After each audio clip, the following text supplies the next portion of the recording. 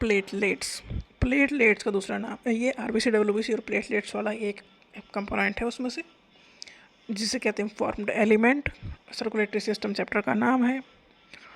Platelets का दूसरा नाम है थ्रोम्बोसाइट्स। ठीक है, तो ये प्लेटलेट्स जो है कलरलेस हैं और नॉन न्यूक्लिएटेड सेल हैं। आरबीसी नॉन न्यूक्लिएटेड है, आरबीसी में न्यूक्लियस नहीं है, डब्ल्यूबीसी में न्यूक्लियस है, प्लेटलेट में न्यूक्लियस नहीं है, तो ये नॉन न्यूक्लिएटेड सेल हैं, कलरलेस हैं। ठीक है, प्लेटलेट का दूसरा नाम है थ्रोम्बोसाइट्स।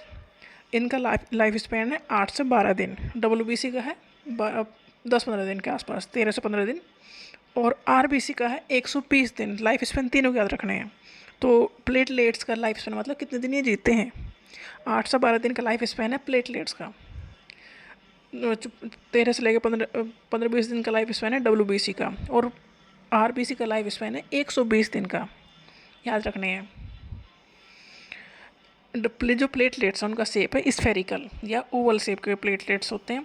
प्लेटलेट्स का काम है जैसे कि हमारे कोई कट लग गया तो उस कट से ब्लड बहना शुरू हो जाएगा, तो ब्लड तो हमारे अंदर 4-5 लीटर ही होता है, तो बहता गया तो वो तो कुछ नहीं बचेगा, तो हम भी ख़त्म हो जाएंगे। इसका तो प्लेटलेट्स ये करते हैं कि अगर कहीं कट लग गया है तो उसे एक रोकने का काम करते हैं platelets. Platelets can release a variety of substance, most of which involved in the coagulation और clotting of blood। इनका इंपॉर्टेंट रोल है किस चीज़ में, ब्लड को क्लोट करने में। बॉडी के अंदर नहीं, अगर कट लग गया बाहर बह रहा है तो क्लोट करना है, बॉडी के अंदर क्लोट कर दे तो वैसे ही मर जाएंगे हम। तो this is a mechanism to prevent excessive loss of blood from the body. ये मैकेनिज्म किसके लिए काम आ रही है, ब्लड का जो लॉस अगर बॉडी से हो रहा है तो उसे रोकने के लिए।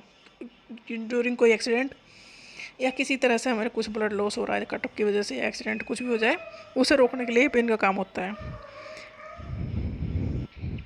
Clot is formed mainly of a network of threads called fibrin, in which dead और जो डैमेज्ड फॉर्म्ड एलिमेंट है वो ट्रैप कर लेता है। फाइब्रिन मतलब धागे की तरह का स्ट्रक्चर हो गया जो कि डेड, जैसे आरबीसी डब्ल्यूबीसी ये सब खत्म हो गए तो उसका जो रिमेनिंग पार्ट है उन्हें पकड़ के एक वहाँ जाल बना देता है।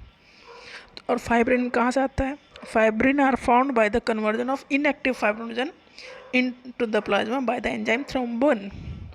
फाइब्रिन कहाँ से बनता है, फाइब्रिनोजन। फाइब्रिनोजन इनएक्टिव फॉर्म है, थ्रोम्बिन इसे कन्वर्ट करता है फाइब्रिन में। और थ्रोम्बिन कहाँ से आता है, थ्रोम्बिन आता है, प्रोथ्रोम्बिन प्रेजेंट है, उसे थ्रोम्बोकाइनेज एंजाइम एक एक्टिव फॉर्म में करता है, थ्रोम्बिन फॉर्म में कन्वर्ट करता है। तो थ्रोम्बिन बनते हैं कहाँ से, inactive substance present in the plasma. Plasma में प्रेजेंट क्या है, प्रोथ्रोम्बिन, उससे थ्रोम्बोकाइनेज कन्वर्ट कर देगा थ्रोम्बिन में। थ्रोम्बिन क्या करेगा, थ्रोम्बिन जो फाइब्रिनोजन इनएक्टिव फॉर्म है उसे कन्वर्ट कर देगा फाइब्रिन में। और फाइब्रिन मतलब धागा टाइप का स्ट्रक्चर मान लो, और ये क्लोट बनाएगा। तो प्लेटलेट्स का क्या काम हो गया, क्लोट बनाने में। प्लेटलेट्स का दूसरा नाम है थ्रोम्बोसाइट्स। ये कलरलेस हैं, नॉन न्यूक्लिएटेड मतलब न्यूक्लियस नहीं है, लाइफ स्पैन 8 से लेकर 12 दिन का है। प्लेटलेट्स का शेप स्फेरिकल या ओवल शेप का है। प्लेटलेट का मेन काम है क्लोट बनाने में, बॉडी के अंदर नहीं, अगर ब्लड बाहर बह रहा है किसी भी कट की वजह से तो वहाँ क्लोट बनाना है। उस क्लोट को बनाने में हेल्प करेगा फाइब्रिन। और फाइब्रिन बनेगा कहाँ से, फाइब्रिनोजन से। फाइब्रिनोजन इनएक्टिव फॉर्म है, वो एक्टिव फॉर्म फाइब्रिन में कन्वर्ट होगा थ्रोम्बिन की हेल्प से।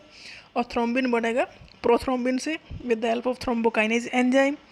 प्रोथ्रोम्बिन इनएक्टिव फॉर्म है जो कि प्रेजेंट है प्लाज्मा में।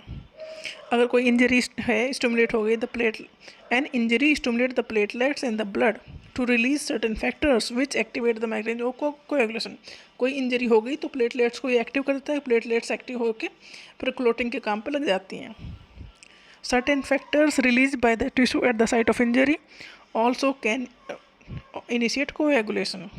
कैल्शियम का इंपॉर्टेंट रोल है क्लोटिंग में।